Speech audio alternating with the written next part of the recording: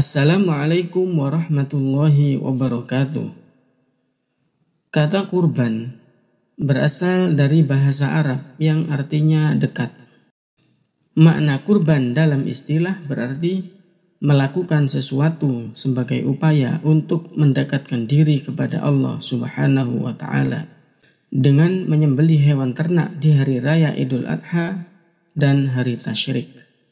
Di dalam Al-Quran terdapat dua peristiwa dilakukannya ibadah kurban. Yang pertama yaitu oleh Qabil dan Habil, dua putra Nabi Adam. Sebagaimana diceritakan dalam surat Al-Maidah ayat 27. Yang kedua yaitu pada saat Nabi Ibrahim akan mengorbankan Nabi Ismail atas perintah Allah. Seperti yang dikisahkan dalam surat As-Saffat ayat 102 sampai 107. Maka ketika anak itu sampai pada umur sanggup berusaha bersamanya, Ibrahim berkata, "Wahai anakku, sesungguhnya aku bermimpi bahwa aku menyembelihmu. Maka pikirkanlah bagaimana pendapatmu." Dia, Ismail, menjawab, "Wahai ayahku, lakukanlah apa yang diperintahkan Allah kepadamu. Insya Allah engkau akan mendapatiku termasuk orang yang sabar." Maka ketika keduanya telah berserah diri dan dia, Ibrahim, membaringkan anaknya atas pelipisnya untuk melaksanakan perintah Allah, lalu kami panggil dia, "Wahai Ibrahim, sesungguhnya engkau telah membenarkan mimpi itu. Sungguh demikianlah kami memberi balasan kepada orang-orang yang berbuat baik. Sesungguhnya ini benar-benar suatu ujian yang nyata. Dan kami tebus anak itu dengan seekor sembelihan yang besar." Dalil tentang dianjurkannya berkurban yaitu di surat Al-Kautsar ayat 2. A'udzu billahi minasyaitonir rajim. Fasholli lirabbika wanhar. Maka dirikanlah salat karena Tuhanmu dan berkurbanlah. Sedangkan hadis yang berkaitan dengan kurban diantaranya yaitu an Abi Hurairah radhiyallahu an anna Rasulullah sallallahu alaihi wasallam qala man kana lahu sa'atun wa lam yudhi fala yaqrabanna musallana. Siapa yang mendapati dirinya dalam keadaan lapang, lalu ia tidak berkurban, maka janganlah ia mendekat tempat sholat kami. Ikhwatal iman rahimakumullah. Hukum berkurban adalah sunnah muakkadah bagi umat Nabi Muhammad sallallahu alaihi wasallam. Tetapi khusus untuk Rasulullah Shallallahu Alaihi Wasallam hukumnya adalah wajib.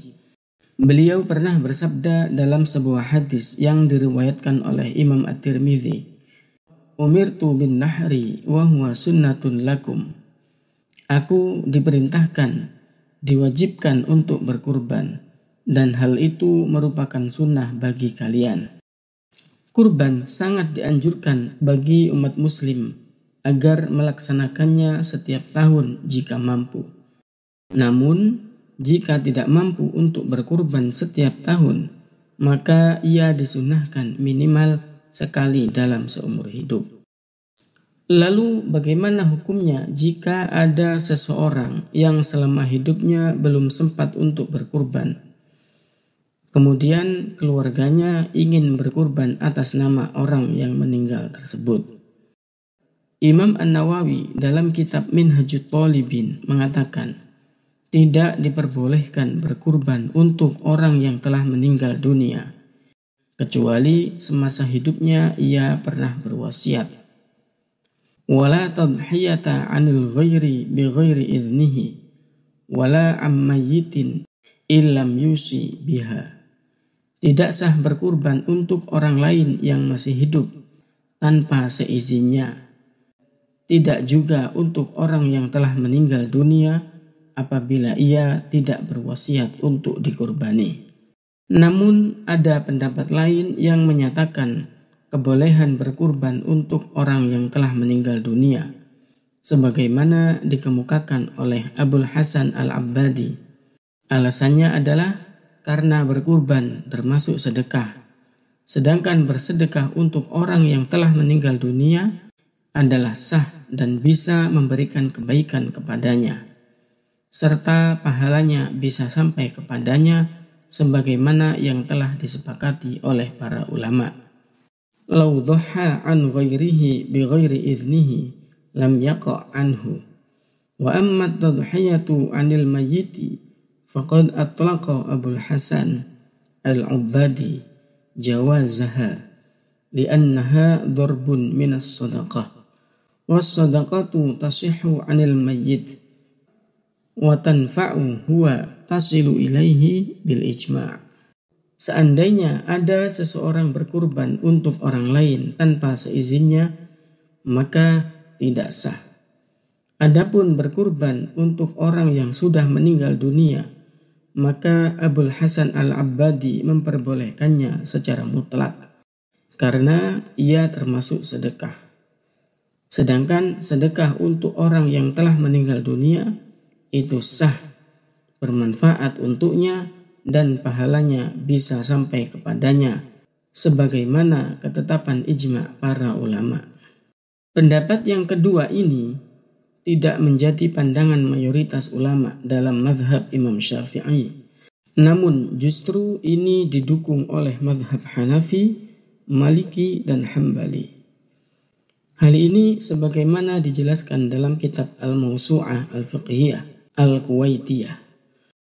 Adapun jika orang yang telah meninggal dunia belum pernah berwasiat untuk dikurbani, kemudian ahli waris atau orang lain mengurbani orang yang telah meninggal dunia tersebut dari hartanya sendiri, maka mazhab Hanafi, Maliki, dan Hambali memperbolehkannya.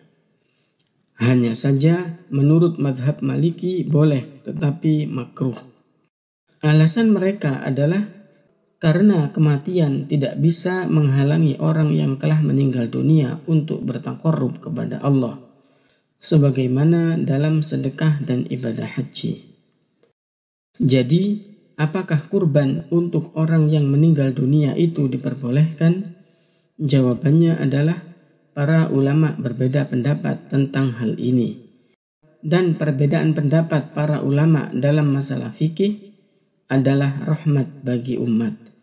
Jika kita ingin berkurban untuk orang tua yang telah meninggal dunia, maka kita bisa mengikuti pendapat yang kedua, bahwa berkurban dalam hal ini dimaksudkan sebagai sedekah. Sedangkan bersedekah untuk orang yang telah meninggal dunia adalah sah dan bisa memberikan kebaikan kepadanya, serta pahalanya bisa sampai kepadanya sebagaimana yang telah disepakati oleh para ulama. Wallahu a'lam bishawab.